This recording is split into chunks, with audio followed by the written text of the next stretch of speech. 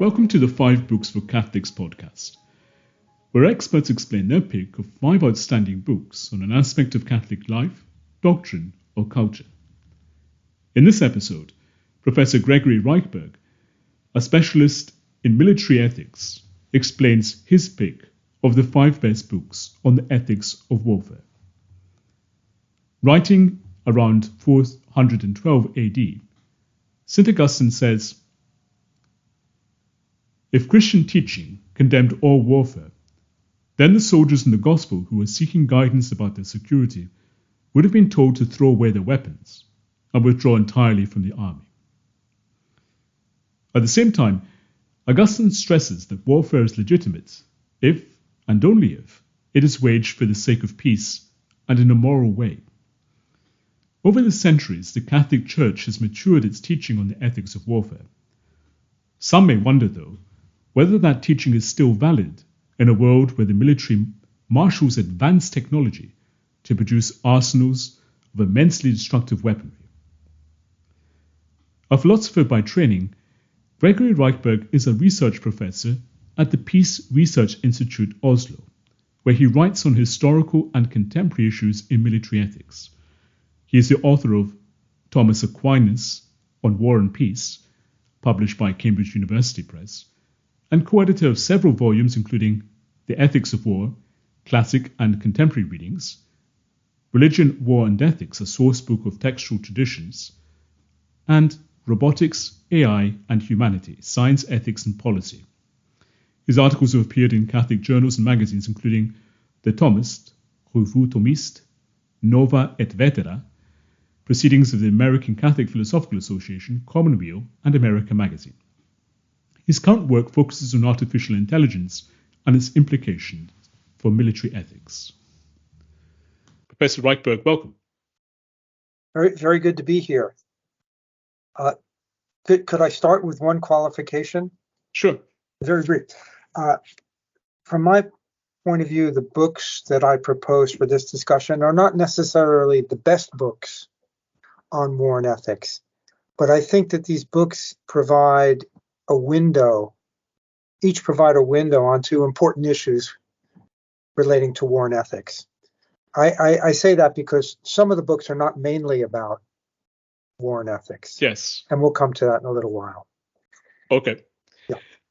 And on a more personal note, what led you to specialize in military ethics? Well, my first exposure to military ethics was actually during the first Gulf War, when I was an assistant professor of philosophy at the Catholic University of America in Washington, D.C. And the then dean of the School of Philosophy, Jude Doherty, asked me whether I was willing to be interviewed on the radio about the war that had just started, and or just say the U.S. intervention, U.S.-led intervention, and whether I could situate this in relation to the thought of Thomas Aquinas. And I have to admit, I was pretty much paralyzed with fear at the prospect of doing that, because I hadn't looked into just war theory at all. So I found a way to evade the task that he had proposed for me. But then several years later, I ended up in Norway and had the opportunity to work at the Peace Research Institute Oslo, where I currently work. So this was back in 1998, and I was hired into a group that was researching humanitarian intervention, which was a really significant theme then because of the U.S.-led air war over Kosovo. So, and I was hired into that research group because of my background in medieval philosophy, particularly Thomas Aquinas, and the roots of the humanitarian intervention idea are often, and just war more broadly, are often traced back to Thomas Aquinas. Right. So that's sort of, first the incident, if I can call it that, at Catholic University, put the just war on my radar scope. And then I really dove into it as an area of research after coming to Norway in 1998. And first up is the section of the Summa Theologiae that St. Thomas Aquinas dedicates to war, Secunda Secunde, question 40. Presumably, this tops your list because it is a canonical statement of Catholic principles regarding the ethics of war. However, St. Thomas is also drawing on previous theological reflection, most notably upon St. Augustine. Why have you chosen St. Thomas, and what does he add to the preceding reflection? I mean, I could have started with Augustine, and there are other important thinkers along the way. For instance, the canon lawyer Gratian, who took mainly elements from Augustine's thought on just war and systematized them. So what we today call the theory of just war doesn't emerge directly from Augustine. It emerges, I would say, sort of remotely from Augustine, but through the prism of the canon lawyer Gratian. I thought it would be good to start with Thomas Aquinas because he was the first thinker to systematize principles around just war. Right? Gratian organized passages from Augustine, but Aquinas tries to distill a kind of core teaching around the idea of just war. And his account in the Summa has had an enormous influence. It's the way, as you've already indicated, it's the principal way that the question of rightful engagement in war has been raised, well, within a Catholic framework, but also he's a point of reference for many other thinkers. Today we'd use the term people who are secular thinkers or individuals doing research not from a formally religious standpoint on just war. Aquinas is often appealed to. And part of the reason for Aquinas' impact was that he took rather complicated discussions about war and ethics, and he reduced these complex discussions into three basic principles. And his treatment of war, the one that's referred to as Article 1 of Question 40 of the second part of the Summa, it's about 2.5 pages long. Maybe even less, depending on the version that you read. So the impact is largely a function of the simplicity of his treatment, the simplicity, but also I'd say the profoundness of the treatment. So that's why I thought this would be a good starting point for us. And earlier I mentioned your monographs, Thomas Aquinas and War and Peace. What do you bring out in your book-length study on St. Thomas's thought in this matter? Based on what I've just said, it can seem rather surprising that I managed to write an entire book on war and ethics in Aquinas, given that the Article 1 of Question 40 is so short. There's really two things I tried to do in the book, at least two things. One is I try to show that Aquinas' perspective on the question of war, the moral problem of war, if I can call it that, his perspective shouldn't be reduced to what he does in Article 1 of Question 40. That actually Aquinas addresses issues relating to use of force in a broader, in other contexts within his writings. Particularly important are his scriptural commentaries. He's got quite a bit to say there. But also very important is the fact that Aquinas situates his discussion of war within the wider context of a discussion about peace, what peace is. And so I wanted to kind of bring the discussion of war in Question 40, bring it back to the wider horizon of peace. And I think that in some respects, Aquinas' commentators have done him a disservice because they've detached Question 40, mainly Article 1, they've detached it from the anchoring in peace, the wider horizon of peace. And I wanted to show how we should think about the problem of war within that wider horizon. So okay, so that's one aspect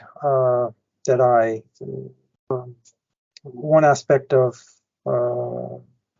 my book. The other aspect is to drill down, if I can use the term, into some of the key topics that Aquinas discusses apropos war. So I have separate chapters on, well, the three famous. Actually, I don't have 3 chapters on the three famous criteria. But I discuss all 3 criteria.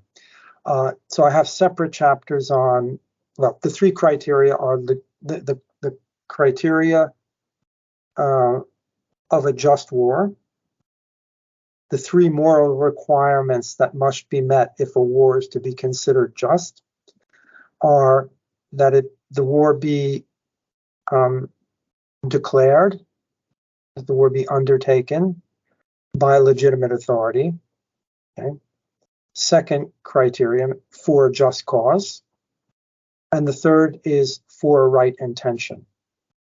So I have separate chapters on legitimate authority and just cause. Then right intention ends up getting discussed in several of the chapters. It doesn't have a single focus chapter. But I also look at related issues. For instance, the relationship of just war to the so-called precepts of patience, to use a term from Gratian. The precepts of patience are derived from the Sermon on the Mount. For instance, when Jesus says, "Turn the other cheek."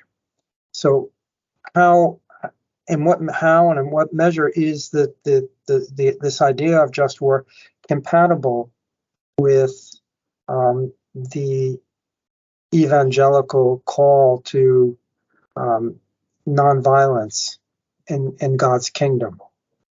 So I have a chapter on that question. I look at some issues that have been debated in recent times. For instance, the question of preventive war. Can war be waged preventively to forestall an even greater evil?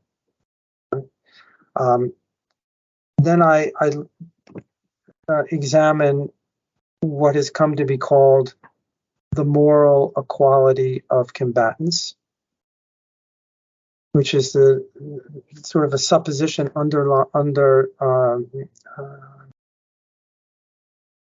supposition grounding much of modern international law, namely that when armies confront each other on a battlefield,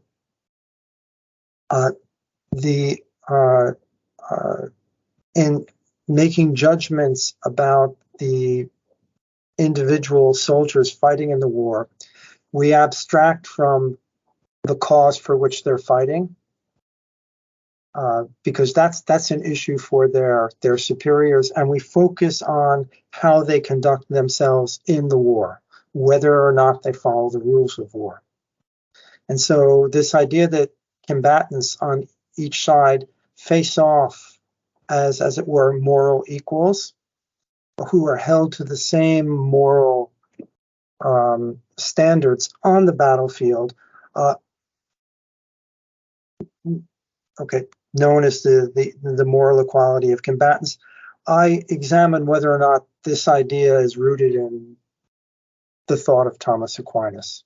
Okay, So finally, I conclude the book with an examination of how Aquinas' thought has been received within the contemporary teaching of the Catholic Church. So I try to bring the story up to date, as it were.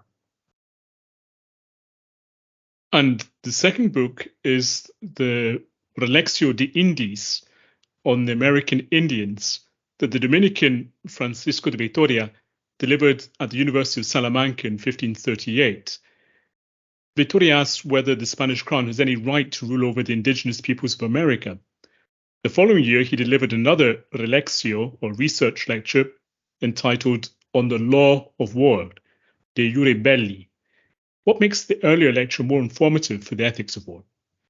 Well, the more, both Relexios, and a Relexio is literally a rereading. So basically, a Relexio will begin with a citation from Scripture. And it's a kind of elaboration on an issue prompted by Scripture. It's not an exegesis of the passage. It's just an exploration of a theme, again, prompted by a line from Scripture. So the Relexio de Indies is by far the most famous of the two, mainly because, and I think this is why I wanted to put it into the discussion, this was really the first time that we find a Catholic thinker in the just war tradition examining a really concrete case of use of armed force. So, for instance, if you go and you read Aquinas' Question 40, he doesn't talk about any historical situations. You can read the commentary on Question 40, a very influential commentary by Cardinal Cajetan. But that too does not drill down into any concrete cases. So, and Victoria was among the first to start saying, well, how can we use these principles that we've taken from Augustine and Aquinas, that were formulated by Augustine and Aquinas, and how can we apply them to a contemporary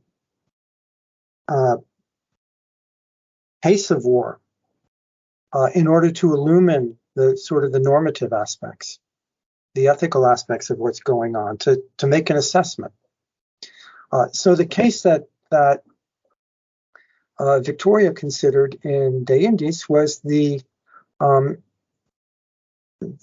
Spanish conquest of the Americas, which mainly proceeded through the use of force. So, and he raises the question whether it was right and justified to use force against the American Indians. So this was a really almost an epical